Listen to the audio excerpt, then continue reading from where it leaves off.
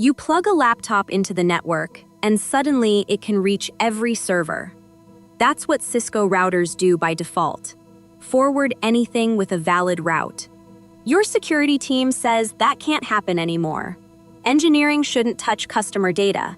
And two departments need to be isolated from each other. The tool you reach for is an access control list, or ACL, a packet filter that decides which traffic lives and dies at each router interface. An ACL is an ordered list of rules called Access Control Entries, or ACEs. Think if then else. The router checks each packet against Rule 1 first, then 2, and so on. Once a match is found, permit or deny, the router stops reading further rules for that packet and takes action immediately. Packets permitted are forwarded. Packets denied are dropped silently, with no notification to the sender. This top-down, first-match logic means the order of your ACEs is everything. Put a broad permit before a specific deny, and that deny never fires. That's called a shadowed rule, and it's the most common ACL mistake on exams. Every ACL has a hidden last rule you never type, the implicit deny any. If no configured ACE matches, this catch-all silently drops the packet. It's there to enforce a secure by default stance. Only explicitly permitted traffic passes through. You can verify it exists by running show IP access-lists and looking at the bottom of any ACL output. You'll see a line saying deny IPv4 any with a hit count, proving it's actively dropping unmatched packets. Standard ACLs filter on one thing only, the source IP address. They can't look at destinations, ports, or protocols. That's extended ACLs in the next chapter. Because standard ACLs only know where a packet came from, not where it's going. The placement rule is, apply them as close to the destination as possible. If you place a standard ACL too far from the target, it blocks that source IP everywhere, instead of just at the one protected subnet.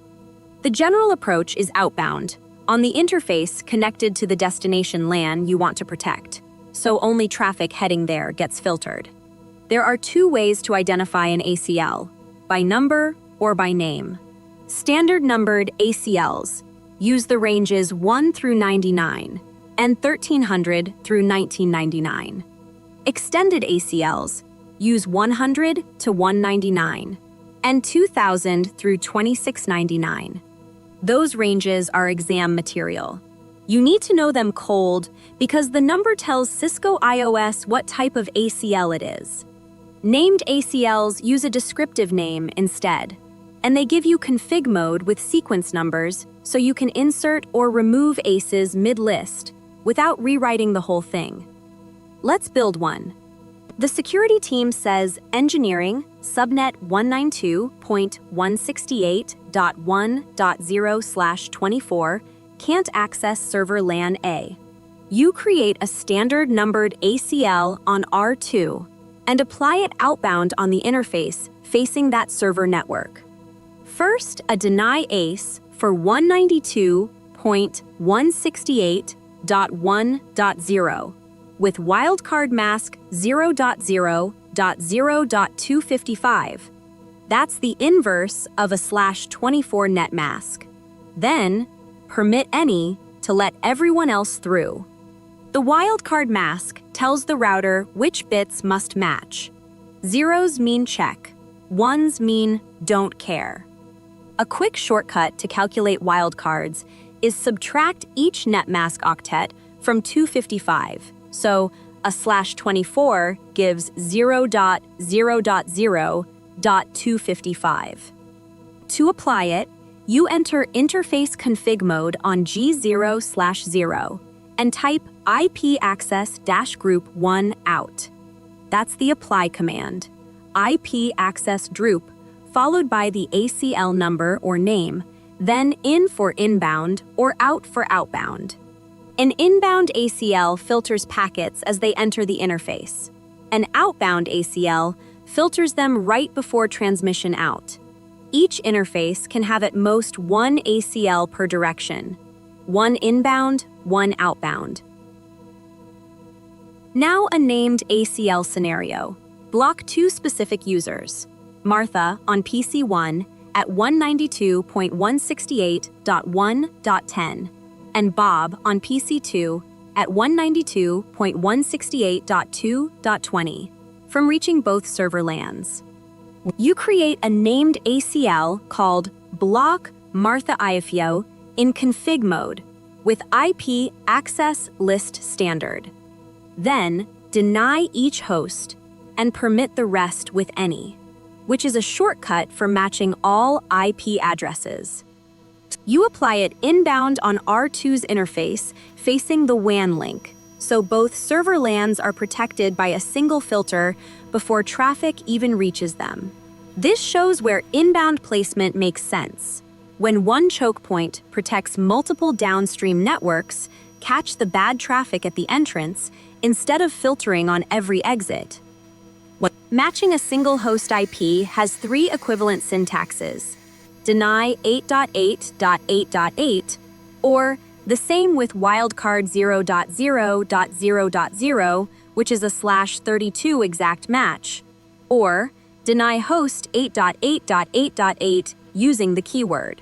All three work in both numbered and named ACLs. Pick whichever you find most readable on the exam.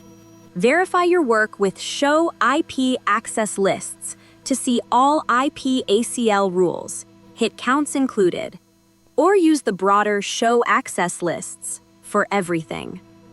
Hit counts are critical in troubleshooting.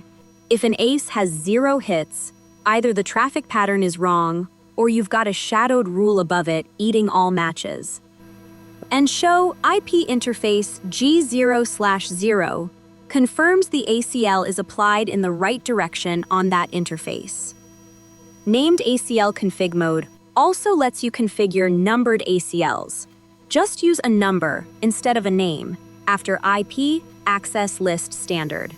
The running config looks the same as traditional numbered syntax, but you get sequence number control and easier editing. Sequence numbers start at 10 and increment by 10 automatically, leaving room to insert new aces between existing ones. For example, adding an ace at sequence 15 slots it right after the first rule, without shifting everything else. The key decisions for standard ACLs: order matters, specific rules first, then broad ones. Remember, the implicit deny at the bottom.